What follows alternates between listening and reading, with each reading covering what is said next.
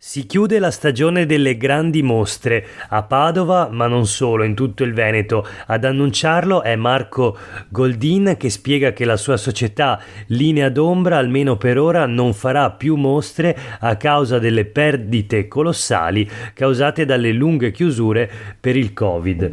Questo è Sveglia Veneto, il primo podcast dedicato all'informazione vista da Nord-Est. Io sono Jack Calcetto, oggi è lunedì 5 settembre 2022. La prima notizia del giorno riguarda la cultura a Padova e in Veneto, le grandi mostre, lo stop alle grandi mostre annunciato appunto da chi le grandi mostre le ha sempre organizzate. Marco Goldin, con la sua società Linea d'Ombra, dice: il Covid ha causato perdite milionarie, fermata quindi tutta l'attività espositiva. Abbiamo avuto ristori minimi, spiega Goldin, a fronte di 5 mesi di lockdown per Van Gogh a Padova. La notizia è appunto sul Mattino di Padova di oggi ed è tra le poche notizie che leggeremo e passeremo in rassegna in questa puntata di Sveglia Veneto. Come sempre, le edizioni del lunedì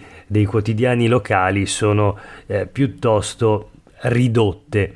Colpito dal Covid, quindi Goldin, e per un cavillo burocratico, scrive Claudio Malfitano sul Mattino di oggi, anche dai mancati ristori che l'hanno costretto addirittura ad aprire un contenzioso con il Ministero per ottenere il risarcimento delle perdite subite con i vari lockdown.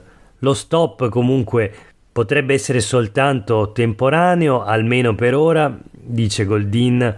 Ci fermiamo, quindi in futuro potrebbe tornare l'attività che ha sempre caratterizzato Linea d'Ombra, impegnata da sempre nell'organizzazione delle grandi mostre.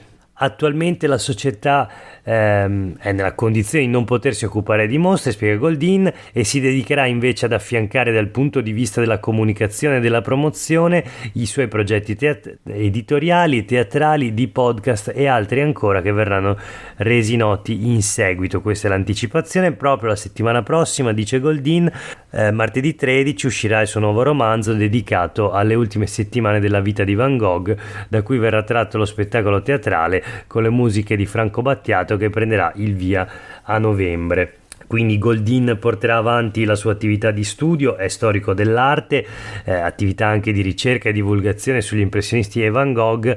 Dall'altro appunto si fermano le iniziative da curatore di eventi.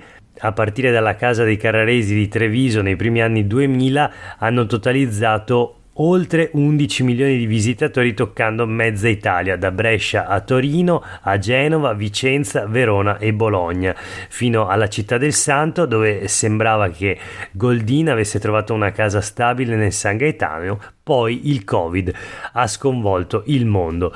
Bene, per questa notizia dello stop delle grandi mostre è tutto. Proseguiamo con 3 notizie flash. La prima: Papa Luciani è beato, il sorriso del Veneto. Questo è il titolo che leggiamo sul giornale di Vicenza di oggi. Naturalmente la notizia della cerimonia di beatificazione di Papa Luciani è su tutti i quotidiani locali di oggi.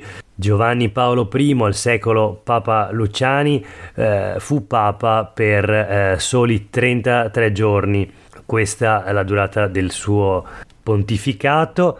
La Chiesa ora gli riconosce la guarigione di una bimba avvenuta in Argentina nel 2011 per sua intercessione come miracolo, e quindi appunto ieri la proclamazione appunto in piazza San Pietro, quando Papa Francesco, scrive il giornale di Vicenza, ha pronunciato la formula di beatificazione, un'ovazione si è immediatamente levata dalla folla accorsa per l'occasione, mentre veniva svelato sulla facciata di San Pietro l'arazzo con il ritratto di Papa Luciani.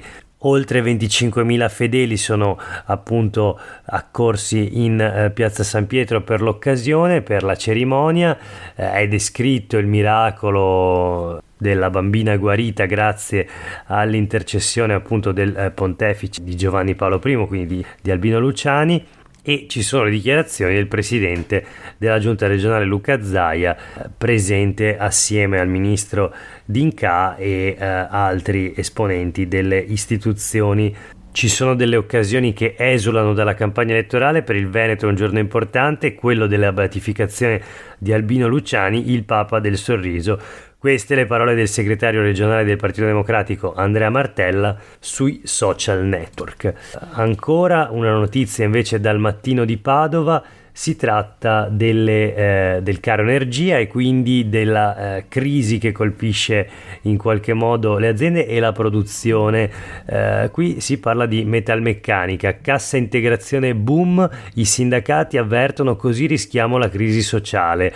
La CISL parla di 1.000 lavoratori in cassa integrazione e 2.500 a rischio entro l'anno, sono numeri del Padovano. 2 aziende portano già i libri in tribunale. Siamo alla vigilia di un cortocircuito, avverte la CGIL, bisogna intervenire subito prima delle elezioni. Secondo la CISL è necessario bloccare i licenziamenti, potremmo non ancora aver visto il peggio. Quindi insomma la questione riguarda le aziende del settore metalmeccanico che per far fronte al caro energia ricorrono alla cassa integrazione o addirittura ai licenziamenti per lasciare a casa i lavoratori e quindi risparmiare. E nella parte sotto della pagina, sotto questa notizia, c'è un'intervista al responsabile delle relazioni esterne di Acciaierie Venete che spiega la situazione e dice: siamo pieni di commesse ma ci conviene non lavorare perché appunto l'energia costa troppo. E questa è una situazione appunto paradossale in cui il lavoro non manca, le commesse non mancano, ma le aziende preferiscono, per convenienza economica naturalmente, non lavorare, quindi ridurre la produzione. Una situazione che per certi aspetti ricorda molto quella, ed è curioso, dei percettori del reddito di cittadinanza che si dice riceverebbero moltissime offerte di lavoro ogni giorno, ma invece preferiscono stare a casa e non lavorare. Ecco, forse anche queste persone fanno un calcolo di pura convenienza economica e proprio come quelle aziende che pur a fronte di molte commesse preferiscono e anzi sono costrette in qualche modo a non lavorare secondo i calcoli, la fredda scienza economica, ecco, anche loro sono in qualche modo costretti a scegliere ciò che è più conveniente, quindi a fronte di salari inferiori ai 500 euro del reddito di cittadinanza naturalmente sceglieranno il reddito di cittadinanza. Ultima notizia di oggi, una notizia flash.